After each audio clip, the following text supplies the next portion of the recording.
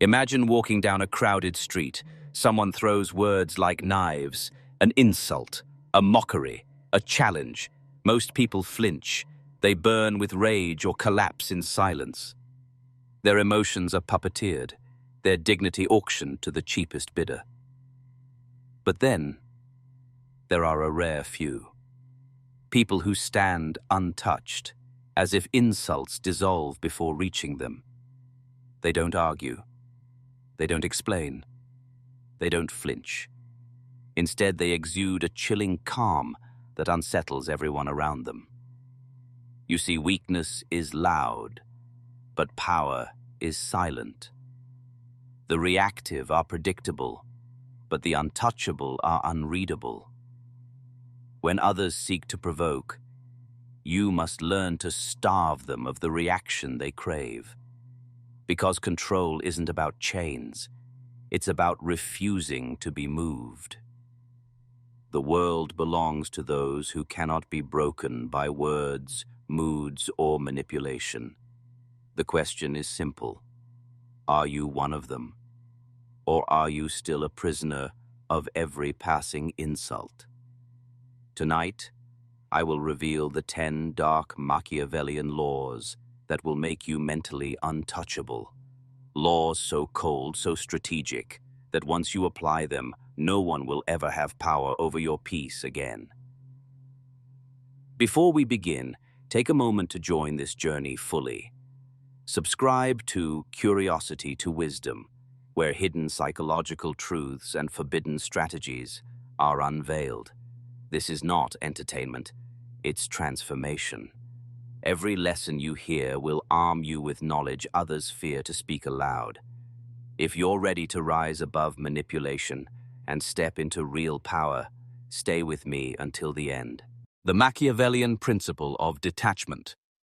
To become mentally untouchable, you must first master the foundation. Detachment. Not the kind born from apathy, but the kind forged through strategy. Most people give away access to their emotions as if it costs nothing. They allow strangers, critics, even petty acquaintances to flip switches inside their mind. One careless comment can ruin their entire day. That's not strength. That's permission-based vulnerability. Machiavelli understood this centuries ago. The one who controls their emotions is the one who controls the field. Detachment is not weakness, it is dominance, disguised as silence. It is the refusal to give your adversary the satisfaction of seeing you bleed. To be untouchable, you must appear as though the world can shout at you, insult you, even betray you, yet you remain steady, unshaken, unreadable.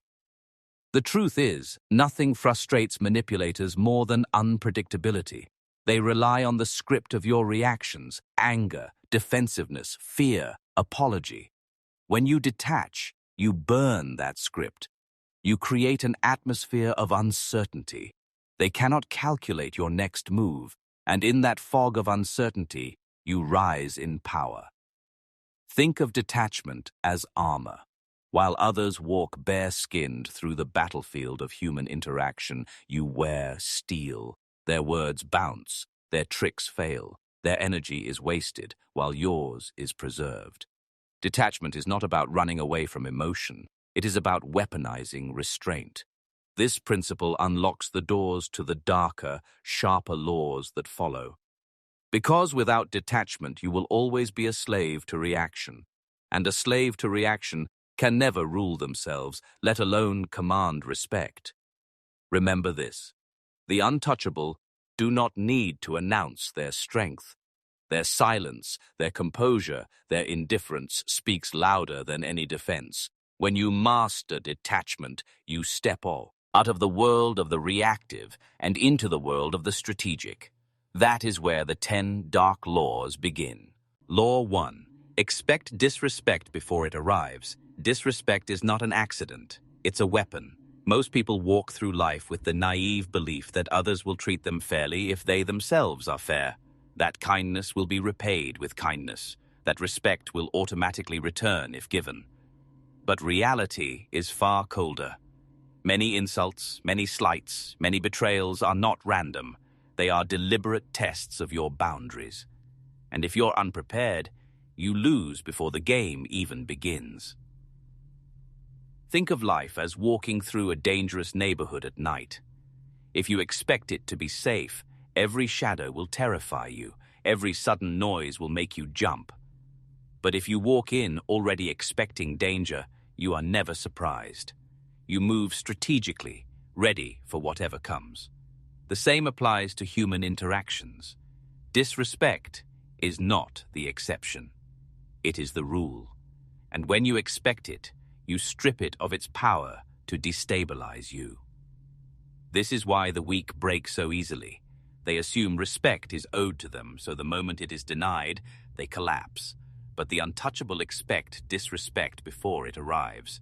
When it comes, they simply nod internally and say, as expected, no emotional shock, no unnecessary outrage, just calm calculation.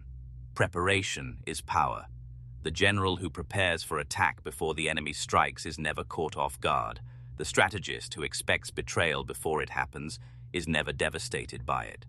Likewise, the one who expects disrespect before it arrives cannot be manipulated through surprise. Here's the paradox. When you truly expect disrespect, you actually appear stronger and calmer. Others sense they cannot throw you off balance. Their insults fall flat. Their games lose force. You are already armored. Remember this law. Reality is not a polite dinner table. It is a battlefield. Walk into every room as if you've already anticipated the arrows. Then, when they fly, you will not flinch. And in that moment, you become something more than resilient. You become untouchable. Law 2. Master the art of silence. Words are the easiest currency to spend, and the quickest way to lose power.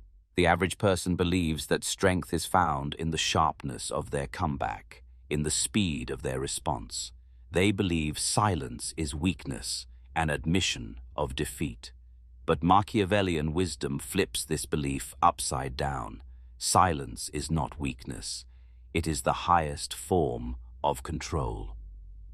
Those who seek to provoke you are not after truth. They are after reaction. They feed on the spark of your outrage, the tremor in your voice, the flush of your anger. The moment you react, they win. They have drawn energy from you. But when you remain silent, not the silence of being crushed, but the silence you choose, suddenly they starve. The fire they lit finds no oxygen, and it dies. There are two kinds of silence: the silence of the wounded and the silence of the strong.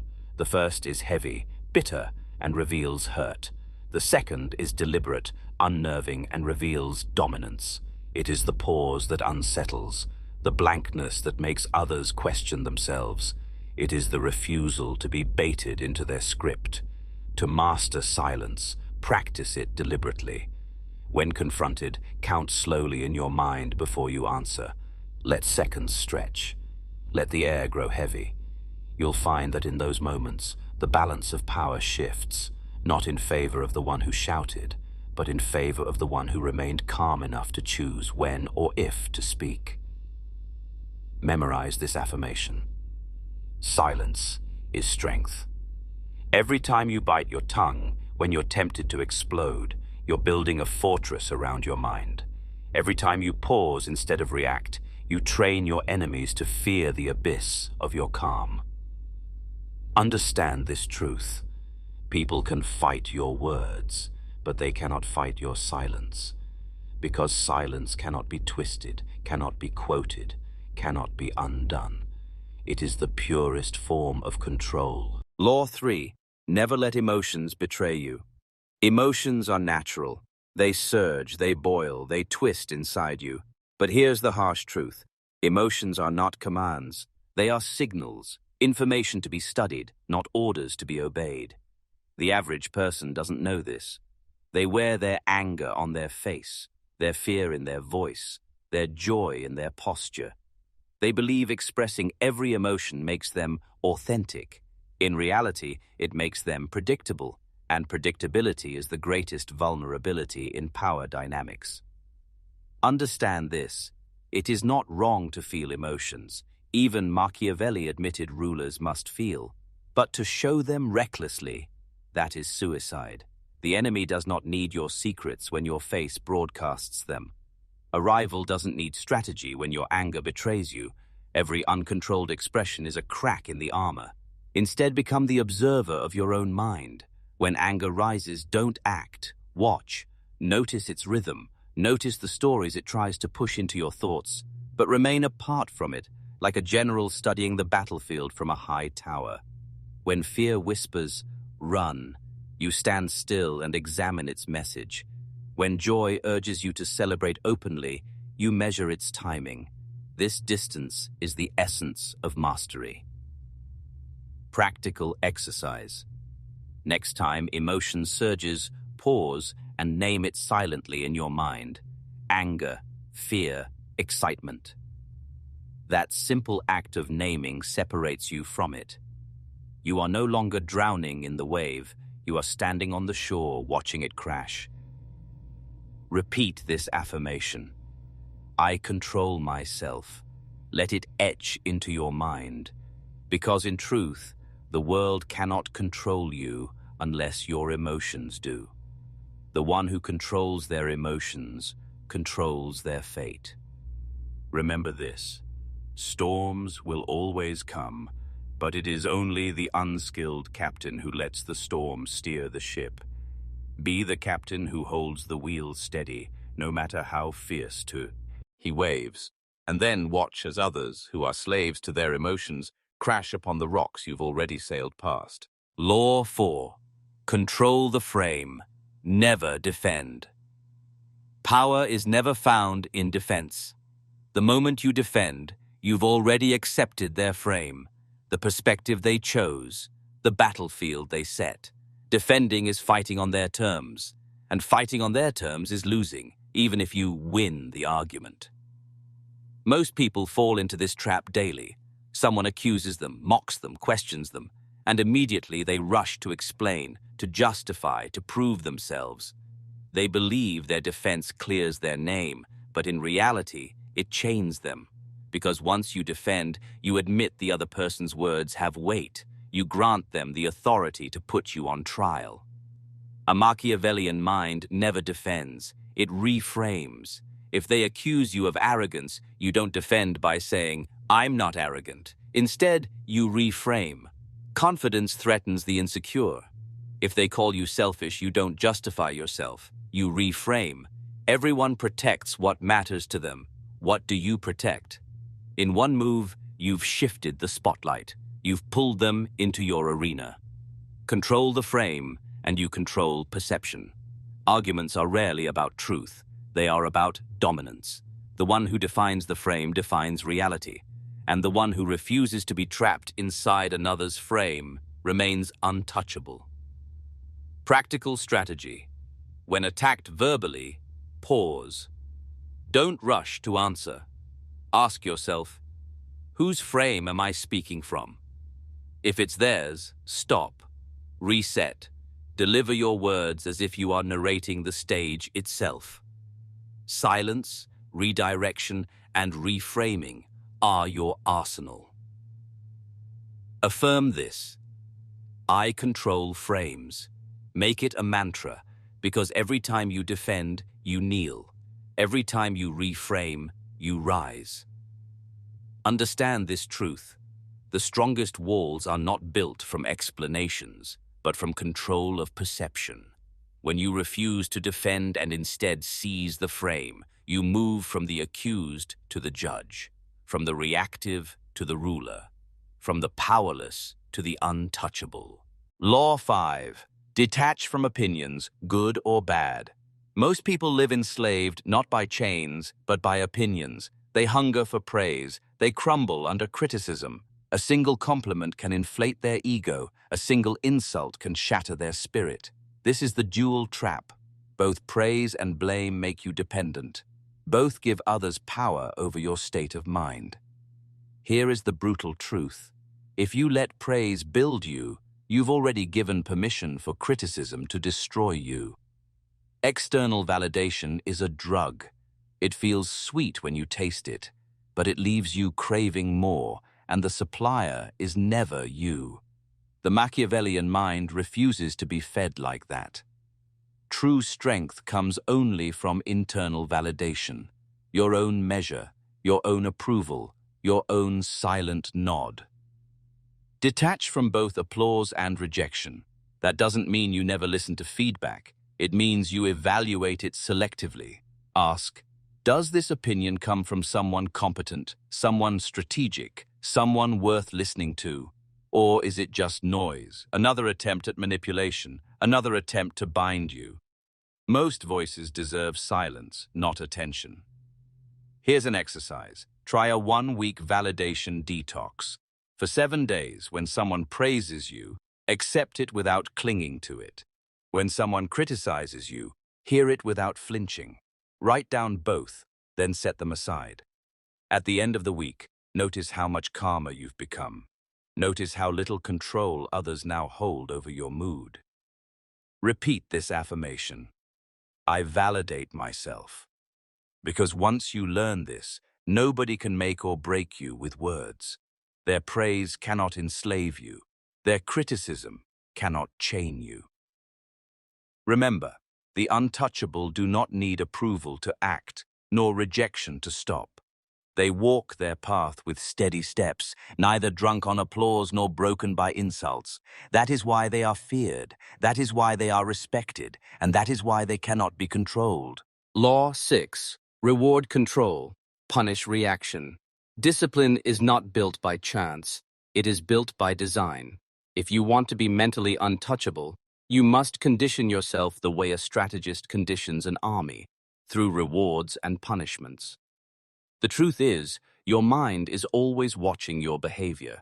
Every time you lose control, every time you lash out or overreact, you are teaching your brain that impulsiveness is acceptable.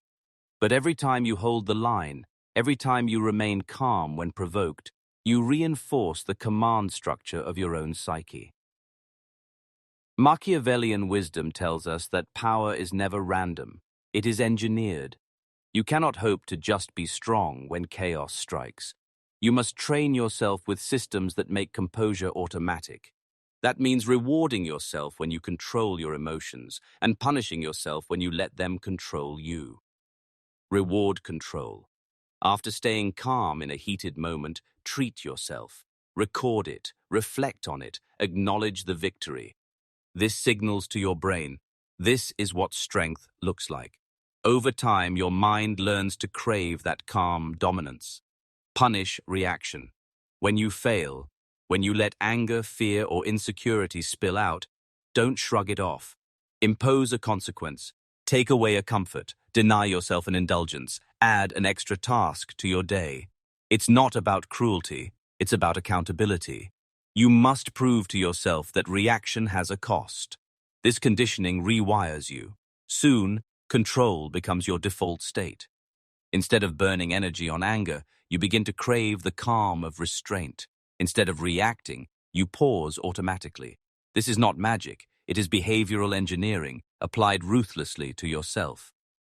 Affirm this. I train myself because no one is born untouchable. They forge themselves through repetition, through discipline, through relentless conditioning. The weak wait for composure to appear. Strong design it.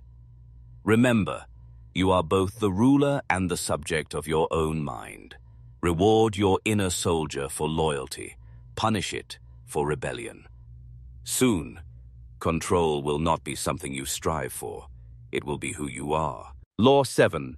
Use indifference as a weapon. Anger is loud. Rage is explosive. But indifference, that is what truly terrifies manipulators. When someone tries to provoke you and you answer with fire, you give them proof that they struck the nerve they aimed for. They know they've reached you. But when they spit venom and you look through them as if their words never existed, you deliver a wound they cannot heal. Understand the psychology. Manipulators thrive on response. They crave the energy you release when you argue, defend, or rage. It confirms their power. Indifference, on the other hand, starves them. It drains the game of meaning. Suddenly, they are no longer the puppeteer. They are a clown performing to an empty room.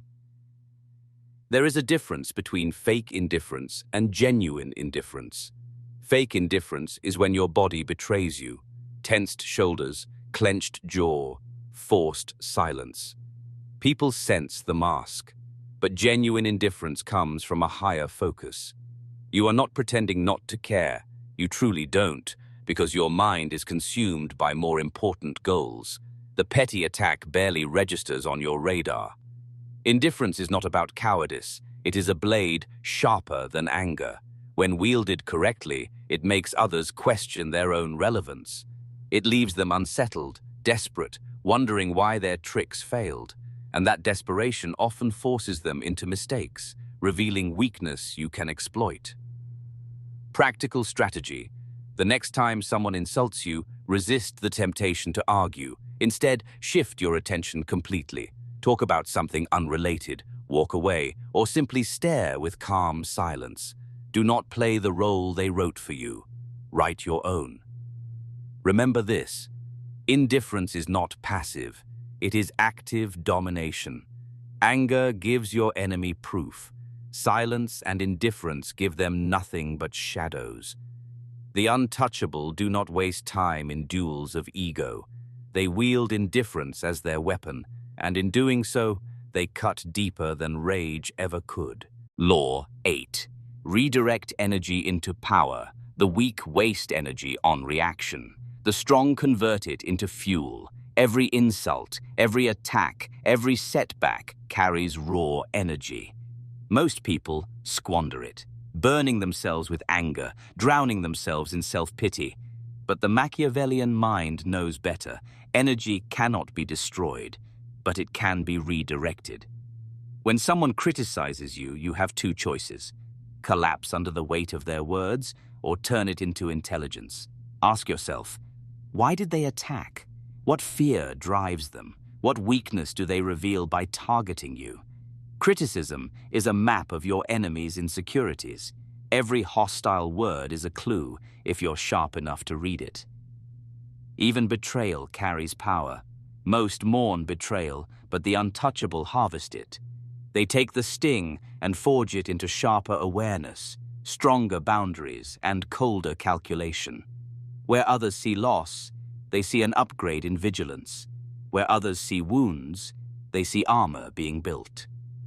Victims burn energy screaming at the storm. Victors use the storm to power their sails. This is the difference between those who stay broken and those who rise. Practical strategy. The next time someone strikes at you, don't ask, "Why me?" Instead ask, "What can I build with this?" Channel the anger into sharper focus on your work. Channel the humiliation into drive. Channel the betrayal into strategy. Redirect every drop of venom until nothing is wasted. Understand this truth: power is not found in comfort. It is forged in opposition. The untouchable mind does not resent its enemies. It thanks them for the energy they provide. Every attack becomes a silent donation to your strength. Remember this: others throw stones to break you. You collect them and build a fortress. That is how the untouchable rise, by turning every attack into construction material for their throne. Law 9. Let go with cold calculation. Most people cling. They cling to grudges, to betrayals, to insults long after the moment has passed. They replay the wound again and again, feeding it with their own attention until it becomes a parasite that drains their strength. But the Machiavellian mind understands something different. Letting go is not forgiveness, it is strategy. Forgiveness, in the sentimental sense, is weakness. It tells the offender, "You may wound me without consequence." Revenge, on the other hand, is often sloppy. It consumes energy, exposes your obsession, and ties your destiny to your enemy's existence. Both forgiveness and revenge are chains. True power comes from a colder choice: detachment. To let go is not to excuse. It is to sever. You decide that the offense, the offender, and the memory itself no longer deserve space in your empire. You erase them not out of kindness, but out of efficiency. Why carry dead weight when you are building something immortal? When you cling, you keep your enemy alive. When you let go, they rot in irrelevance. Their name fades, their act loses meaning, their power dissolves into nothing. That is the most ruthless punishment of all, to no longer exist in your world. Practical strategy. When someone wrongs you, write their name once on paper. Under it, write the lesson they gave you, what they exposed, what they taught. Then, burn the page. Keep the lesson, but erase the person. Do not repeat their name. Do not relive their insult. You've already claimed what you needed, the knowledge. The rest is discarded. The untouchable are not defined by their enemies. They are defined by what they build. Letting go with cold calculation is not surrender, it is elevation. It frees your focus, sharpens your clarity, and starves your enemies of the attention they crave. Remember this: your throne cannot be built while your hands cling to ghosts. Release them, not with love, but with indifference, and rise beyond their reach. 10. Build an inner fortress. Castles can be stormed, walls can be scaled, locks can be broken, but the fortress that cannot be touched is the one built within. When you construct an inner citadel of mind and spirit, no betrayal, no insult, no manipulation can penetrate. This is the final law of becoming untouchable. Build an inner fortress. Most people are open cities. Their moods depend on gossip. Their self-worth depends on approval. Their energy rises and falls with external chaos. They are easy to invade because their defenses exist outside themselves. But the Machiavellian understands that the only fortress worth building is internal, where no one else has the key. This fortress is built from 3 stones: discipline, clarity, and sovereignty. Discipline hardens you against the trivial pulls of emotion. Clarity allows you to see the game as it is, not as you wish it to be. And sovereignty gives you the crown no one can steal, the ability to validate yourself without begging for the approval of others. Enemies will still attack, manipulators will still plot, but when they arrive, they find no doors to break, no windows to crawl through. They throw words like spears, and they fall blunt against the walls of your detachment. They try to seduce you with praise, and you remain unmoved. They try to destroy you with criticism, and you remain untouched. Practical strategy. Each day, practice withdrawal into your inner citadel. Journal your thoughts, reflect on your values, strengthen your discipline. Train your emotions to serve you, not rule you. Build rituals that reinforce who you are, regardless of what happens around you. This is the secret most will never grasp. Power is not in controlling others. It is in making yourself uncontrollable. When your fortress is complete, you don't just survive attacks, you render them irrelevant. Remember this: the untouchable are not those who fight every battle, but those who no longer need to. Their fortress is invisible, yet impenetrable, and from within it, they rule themselves, and everything else follows. You began with a street whisper, and now you close with a design. The 10 laws we have walked through are instruments, each one a small architecture you can install in your life. Expect disrespect, master silence, refuse emotional betrayal, control frames, detach from opinions, reward control and punish reaction, weaponize indifference, redirect energy into power, let go with calculation, and become untouchable through measured detachment.